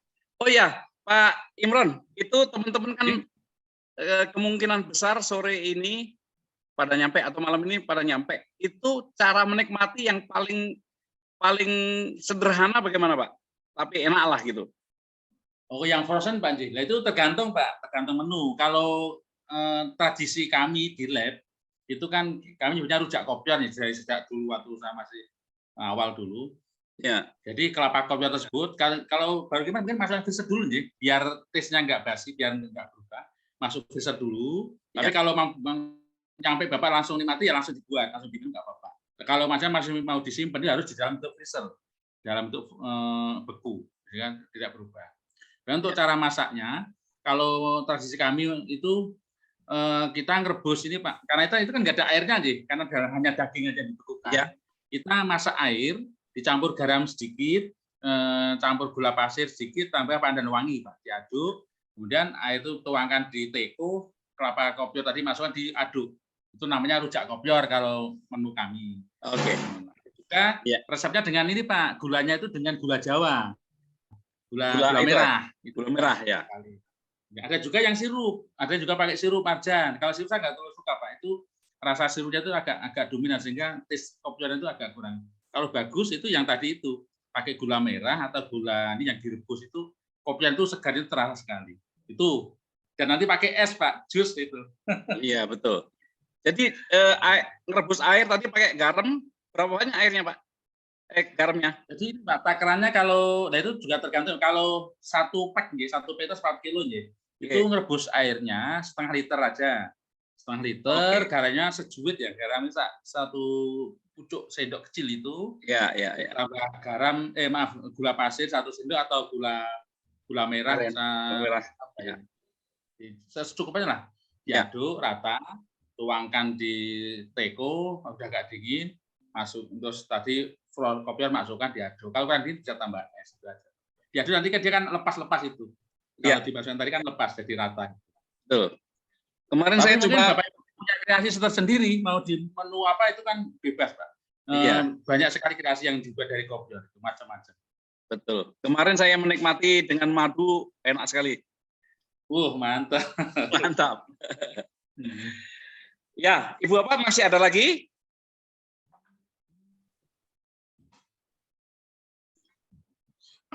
Oke, kalau tidak ada, Pak Imron, terima kasih banyak atas peluang dapat ilmu yang sangat berharga ini. Sama Pak. Ibu Bapak juga terima kasih banyak. Ini luar biasa, Ibu Bapak. Negeri kita ini negeri niur melambai ya. Sampai makanya tadi waktu awal saya sampaikan beberapa musik tentang layuan Pulau Kelapa dengan niur melambai. Cocok dengan topiknya. Topiknya. Ini luar biasa. Karena background saya memang musik, Pak Imron. Gitu. Wah, mantap. Oke, matur nuwun sangat Pak Imron. Ibu, ini masih ada satu lagi, sebentar saya cek. Monggo. Silakan, Pak. Oh, Bu Maria, terima kasih. Baik, Pak Rukmantoro, bibit kopior berapa? 1.100.000 Pak. Nanti kita umumkan di grup. Itu langsung Pak Bambang, Jadi untuk pembelian bibit atau buah atau frozen nanti langsung ke Pak Bambang, Nanti kami tinggal kirim ke Pak Bambang atau langsung ke end user bisa, Pak. End user, betul. Itu saya kebetulan mengenal beberapa orang yang mengembangkan kopior. Nah, Pak Imron ini harganya mahal dan tidak langsung beli. Nggak bisa langsung beli, harus pesan dulu. Sementara kenalan saya yang lain itu murah, harganya seperempatnya, dan langsung ready. Nah, itu kebetulan saya pilih yang Pak Imron. Karena memang berdasarkan ilmu ya, bahwa ilmu itu sangat mahal memang, dan kita bisa kembangkan. Ini tim pensiunan PLN DKI dan PLN Pusat itu, mereka antusias sekali karena informasi Pak Imron ini. Mudah-mudahan BC Center nanti juga nggak kalah antusiasnya. Minimal memang kita harus mencoba mencicipi dulu, makanya saya tanya Pak Imron bagaimana mencicipi yang paling sederhana gitu ya. Tapi enak. Selama ini saya terus terang malah saya mencicipi di pinggir jalan itu malah puas saya. Ini Pak Rukmantoro, teman-teman yang di Bandung nih di jalan Karapitan, itu dekat akuarium itu ada di pinggir jalan. Ini sekedar info saja karena itu pun tidak selalu ada ya. Itu di sana ada yang jualan kopior. Satu gelasnya 50.000 tapi jamin puas. 50.000. Satu gelas, Pak. Itu satu kelapa bisa jadi 2 atau 3, Pak. Saya udah amati betul. Wah, ini lumayan itu. Berarti laku 100 sampai 150.000. Pak Imron, terima kasih banyak. Matur nuwun sangat. Ibu Bapak, terima kasih banyak. Pak Bambang, Bapak Ibu semuanya. Ini rekamannya insya Allah saya share ke teman-teman yang tidak bisa bergabung malam ini. Mudah-mudahan ilmu Pak Imron Allah semata yang membalasnya. Terima kasih. Assalamualaikum warahmatullahi wabarakatuh. Selamat malam. Selamat malam. Assalamualaikum semuanya. Terima kasih. Mau izin live ya.